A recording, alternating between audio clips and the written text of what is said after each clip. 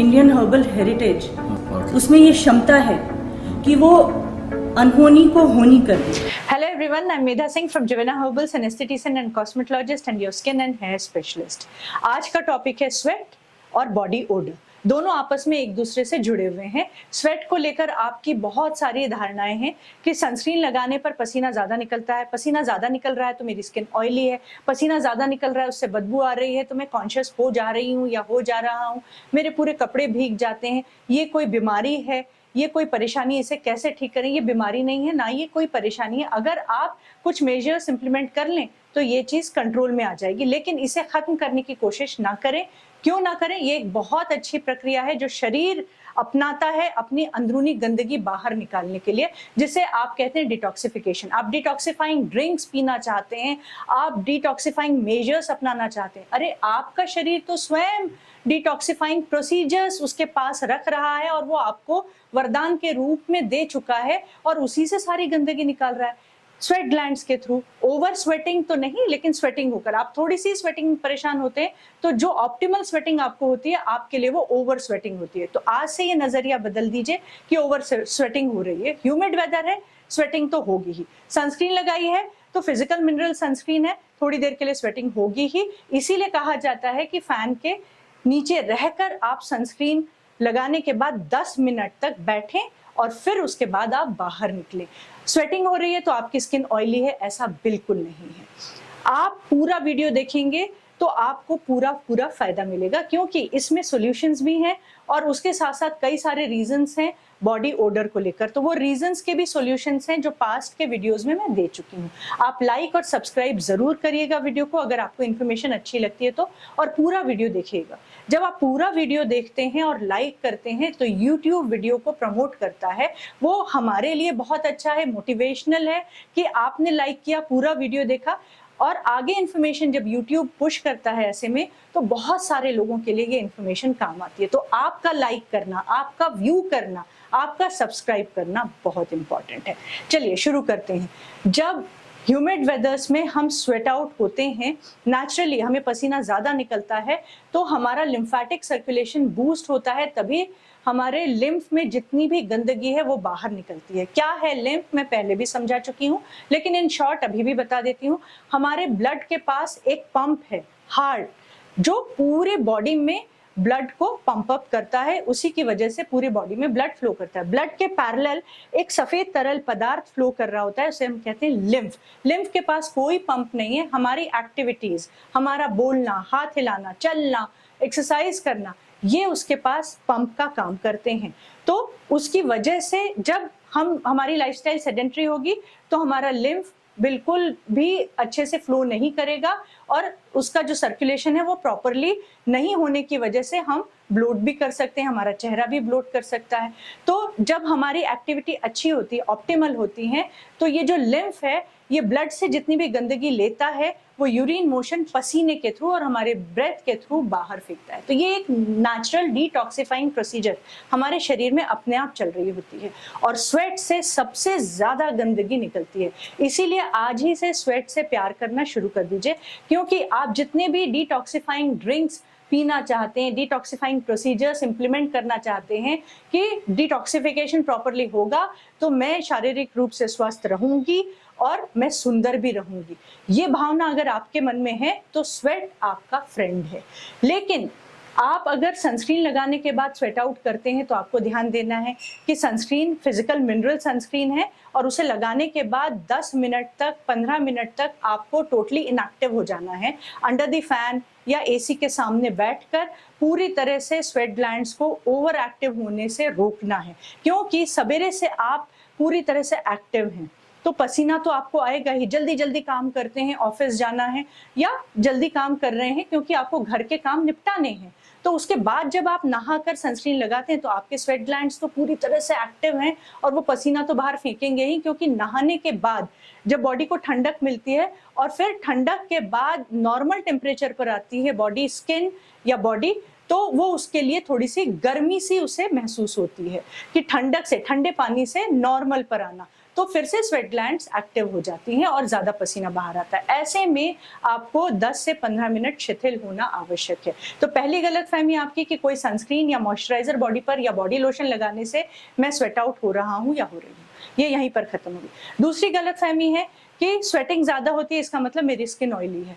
Oily skin और over sweating होना या स्वेट आना, ये आपस में कोई भी कनेक्शन नहीं रखते हैं। आपके ऑयल ग्लैंड्स अलग हैं, आपके स्वेट ग्लैंड्स अलग हैं, इसलिए ये गलतफहमी यहीं पर दूर करिए। बल्कि ये होता है कि जब आप ज्यादा स्वेट आउट करते हैं तो आपकी स्किन डिहाइड्रेटेड हो जाती है, तो उसे मॉइस्चराइजर की आवश्यकता होती है। आप इस गलतफहमी के शिकार हैं तो ऑयली स्किन सोचकर आप पसीना पूरी तरह से रुक जाता है और रात में भी आप ह्यूमिड वेदर में मॉइस्चराइजर नहीं लगाते हैं ये सोचकर कि मेरी स्किन ऑयली है। तो एक ह्यूमिड वेदर पास हुआ, अगला आया, फिर आया तीसरा, और ऐसे हर मौसम बदलने पर आपकी स्किन डल, डार्क होने लगती है, पिगमेंटेड होने लगती है, क्योंकि वो डिहाइड्रेटेड है। एक छोटी सी गलती कि मॉइस्चराइजिंग ना करना ह्यूमिड वेदर में इतना बड़ा कहर ढा सकती है कि आगे जाकर आपको हाइपर पिगमेंटेशन हो सकता है। तो ये गलतफहमी आज ही यहीं पर खत्म कर दीजिए कि आई sweat out a lot so I have oily skin, ठीक है? You don't have, and you need to moisturize your complete body skin and facial skin also at night in humid weathers. बाकी के मौसम में आप दिन में भी मॉइस्चराइज करिए और रात में भी मॉइस्चराइज करिए, बिना किसी एक्सेप्शन के कि आज नहीं किया, कल नहीं किया, परसों नहीं किया, अब करेंगे, कल करेंगे, टालना बंद करिए। तो ये दो गलतफहमियां आपकी दूर हो गई और दोनों के मेजर्स आपको पता पड़ गए। अब आप कहेंगे कि पसीना कम कैसे करें? ठीक है, डिटॉक्सिफाइंग प्रोसीजर है और उससे हमारी अंदर की गंदगी सारी निकल जाती है, फिर भी एक शर्म जैसी हमें आती है क्योंकि हमारे पसीने के साथ साथ बदबू भी आती है। पहले तो पसीने को कैसे कंट्रोल में करें? प्रतिदिन नहाने के पहले ह्यूमिड वेदर्स में आप मैरो पैक और एनीसीड पैक को 1:1 के रेशियो में मिक्स करके अप्लाई करें। मैरो पैक आपके स्किन के इंटरनल टेम्परेचर को कंट्रोल में करता है। समुद्रफेन, कैल्शियम, मैग्नीशियम मिनरल, मिंट और थाइम और 2 वाटर सोल्युबल विटामिन बी और सी से ये बना हुआ है, तो पूरी तरह से ठंडक दे देता है। तो आपके पोर्स की जितनी भी गंदगी है वो तो निकल जाएगी और उनकी क्लॉगिंग भी हट जाने की वजह से वहां पर आप पाएंगे कि आपको ठंडक मिल गई है, डीक्लॉगिंग हो गई है, तो उसका इंपैक्ट स्वेट ग्लैंड्स पर आएगा पॉजिटिव, क्योंकि इंटरनल टेम्परेचर साथ साथ वो आपकी त्वचा का नॉर्मल पर ले आएगा। एनीसीड पैक ये बॉडी ओडर को खत्म करता है, तो इसे उसमें डालिए और आप देखेंगे कि कुछ समय ऐसा करने पर आपकी बॉडी ओडर भी कंट्रोल में है और बिना डिओड्रेंट लगाए या बिना मिस्ट लगाए भी आपको लगेगा कि दुर्गंध आपके शरीर से नहीं आ रही है और साथ साथ आप स्वेट आउट भी कम कर रहे हैं। लेकिन एक नियम से इसे करना पड़ेगा।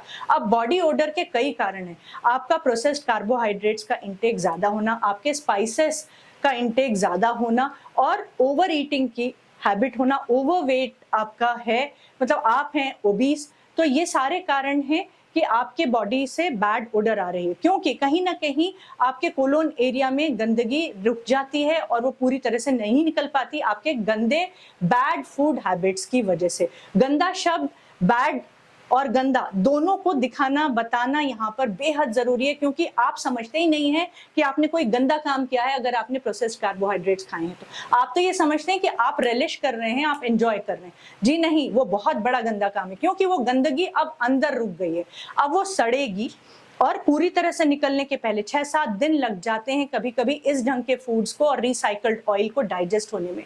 तो उससे जितने भी रसायन और जितनी भी जो आपके पाचन तंत्र के चालू होने पर जितनी भी लिक्विड जूसेस पैदा हो रहे हैं वो सारे वापस सर्कुलेट हो जाते हैं शरीर में, क्योंकि वो गंदगी वहां पर है, तो वो बदबू क्रिएट करते हैं और उतना ही दुर्गंध वाला पसीना आपके शरीर से, आपकी त्वचा से बाहर निकलता है और आप कॉन्शियस होने लग जाते हैं। तब आप नहीं सोचते कि मैंने गलती की।